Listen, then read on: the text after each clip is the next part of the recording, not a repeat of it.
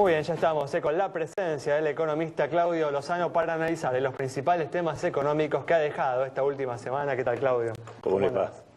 Bueno, una semana en la que se volvió a recalentar el mercado cambiario con un dólar que en el mercado paralelo llegó a un nuevo récord de 13 pesos con 20, como hablábamos en el primer bloque. ¿A qué atribuís, Claudio, este frenesí dolarizador que ha regresado? Me parece que hay varias causas, pero hay una central, que es que la política que puso en marcha el gobierno y que uno podría caratular como una suerte de ajuste recesivo con reconciliación con el mercado financiero internacional, recibió un cachetazo con toda la problemática de los holdouts, el juicio de Griesa y demás. Y por lo tanto la apuesta del gobierno, que era apostar a una recesión que luego se transformaría en una ligera recuperación con control del mercado cambiario en base a poder acceder a 3.000 o 4.000 millones de dólares de asistencia financiera externa, eso desapareció. En ese contexto me parece que empezaron otras jugadas, ¿no? Esas jugadas implican estrategias para tratar de disminuir el efecto recesivo de la política aplicada.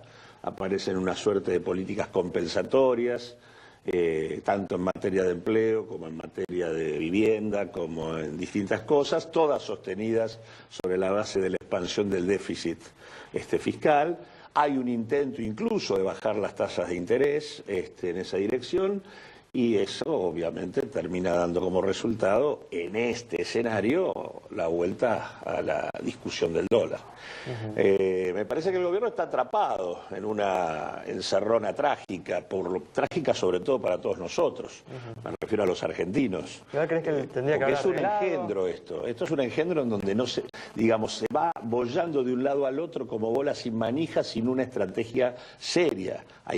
Está plagado de inconsistencias, o sea, la discusión sobre cómo regular los mercados que plantea la legislación de defensa del consumidor o las políticas reactivantes, nada tienen que ver con un ajuste recesivo de reconciliación con el mundo financiero internacional.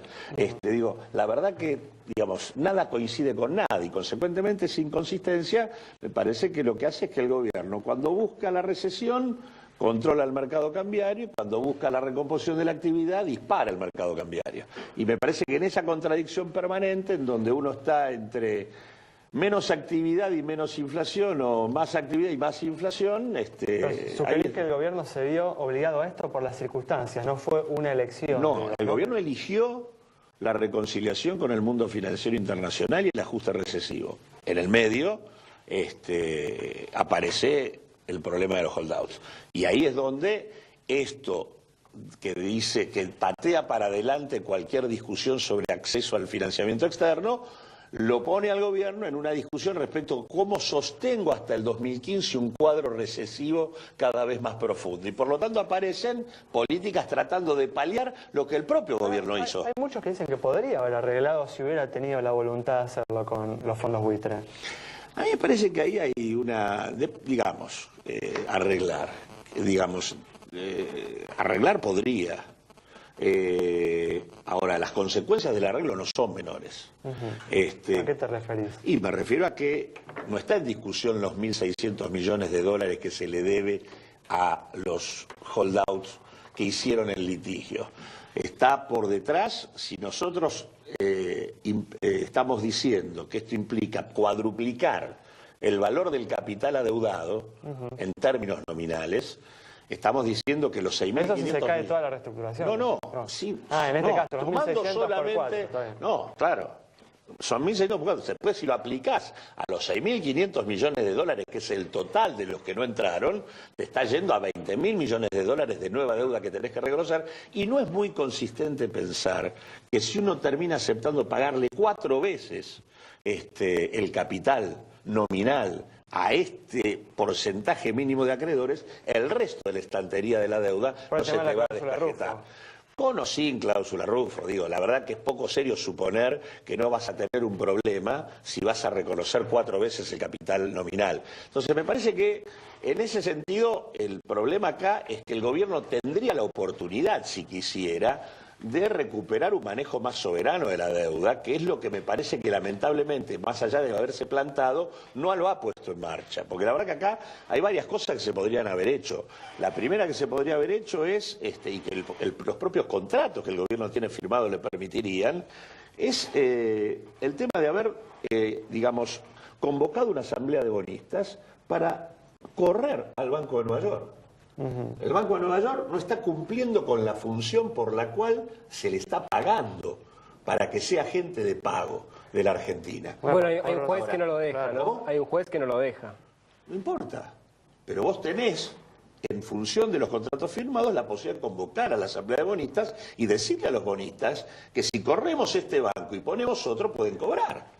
Y podés cambiarle a los bonistas el bono que tienen por un bono con legislación local y sede local para pagarle lo que les tenés que pagar. Consecuentemente vos estarías recuperando en manos locales, estarías sacando un tema que nunca se discutió en la Argentina después de la dictadura, que es el tema de seguir emitiendo deuda bajo legislación extranjera, recuperaría su manejo soberano de la deuda pública, tendrías esto manejado por el Banco Central o el Banco Nación, es más, podrías sacarte encima al estudio de abogados, porque el estudio de abogados que tenés, perdió todo, no solo que perdió, pero es el mismo estudio de abogados del Banco de Nueva York.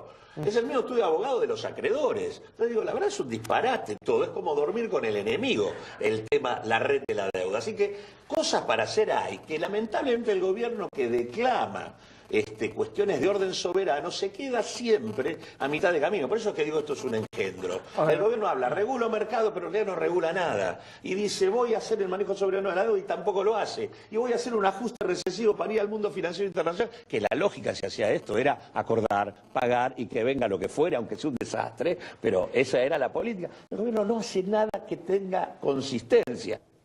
Claudio, hablas de ajuste y de recesión, pero lo único que está ajustando es el sector privado, porque el gasto público sigue subiendo. Se conocieron esta semana números de déficit que han asombrado por lo importante que es. ¿Te parece que hay que hacer algún tipo de ajuste por ese lado también?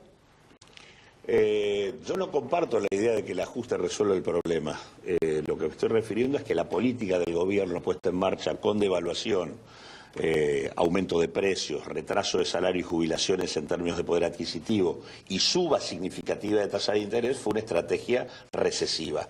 Incluso en aquel momento, cuando esto comienza, los gestos en materia fiscal, aunque débiles, eran de empezar un proceso de reordenamiento fiscal. Se habló de recortar subsidios, de empezar a subir tarifas, de hecho algunas se produjeron.